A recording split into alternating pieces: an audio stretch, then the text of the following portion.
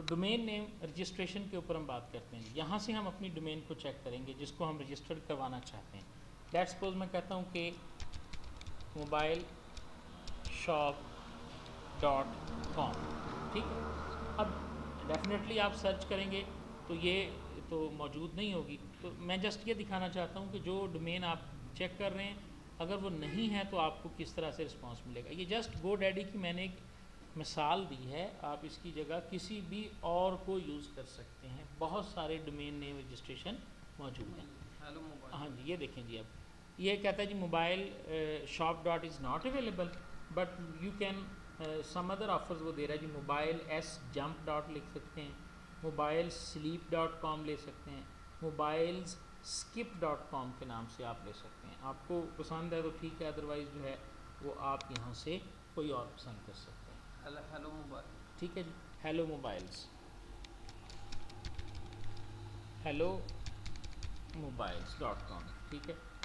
ये भी नाम से तो ऐसे लगता है कि जैसे होगी जी। हेलो मोबाइल्स तो है, लेकिन ये देखें जी hellocells.com मौजूद है, ठीक है ना। तो इस तरह आप अपनी वेबसाइट को, अगर आपको लेट्स सपोज ये वाली आ गई कि आपने ये लेनी है, आप इसको सेलेक्ट के ऊपर क्लिक कर देंगे, ठीक है। This domain is not available, ये भी अवेलेबल नहीं है, ठीक है। अच्छा, हम लिखते हैं जी कि hello CEL sales, hello sales दी लिखते हैं साथ में, ये होगा दी hellocells.com, ठीक है जी। तो आप देखेंगे कि ये मौजूद है जी, दी hellocells.com। आपका सेलेक्ट पर क्लिक करेंगे, सेलेक्ट पर क्लिक करने के बाद आपके सामने एक ऐसा प्रोसीजर आ जाएगा जिस प्रोसीजर के ज़रिए जो है वो आपने अपने क्रेडिट कार्ड की इन्फॉर्मेशन देनी है और ये डोमेन जो है, ये नेम आपके लिए सेलेक्ट हो जाएगा, ठीक है ना। अभी मज़ीद आप इसको कंटिन्यू टू कार्ट करेंगे और ये प्रोसीजर जो है वो आपका आगे से आगे जो है ना वो मूव करता चला जाएगा, ठीक है जी। और आप इस तरह अपनी डोमेन को जो है वो बाय कर सकते हैं।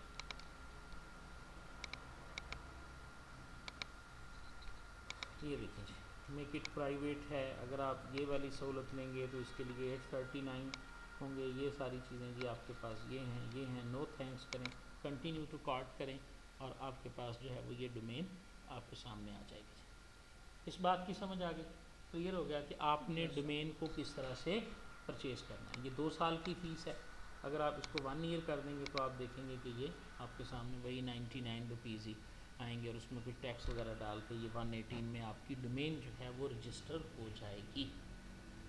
अब ये आपने डोमेन ख़रीदी है, ये नाम आपने ख़रीद लिया, उसके बाद आप होस्टिंग ख़रीदेंगे, वो अलग चीज़ है।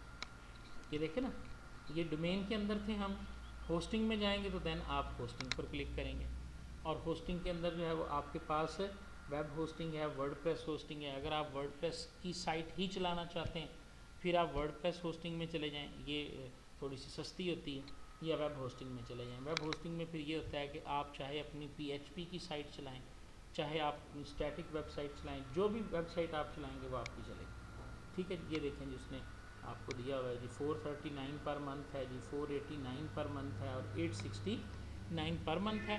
साथ में फ़ीचर्स लिखे हुए हैं कि अगर आप इकोनॉमी पैकेज लेते हो तो आपको एक वेबसाइट मिलेगी, 100 GB जगह मिलेगी, बैंडविड्थ अनलिमिटेड है, ईमेल एड्रेस ये हैं, free domain with annual plan, domain भी आपको एक फ्री मिल जाएगी अलहदा से। अगर आप ये वाला लेते हैं तो देन भी फ्री है, लेकिन आप देखें स्पेसेस और स्टोरेज और बैंडविड्थ जो है वो बढ़ गई। ये बैंडविड्थ और ये स्टोरेज आपकी वेबसाइट के कंटेंट्स और उसकी ट्रैफिक को जो है ना वो मैयर करती है। यहाँ तक बात की समझ आ गई जी, ठीक है जी। इस तरह हम अपने डोमेन को और अपने लिए एक होस्टिंग जो है वो उसको जो है ना वो सिलेक्ट कर सकते हैं जी। यहाँ तक बात की समझ आ गई, ठीक है, थैंक यू।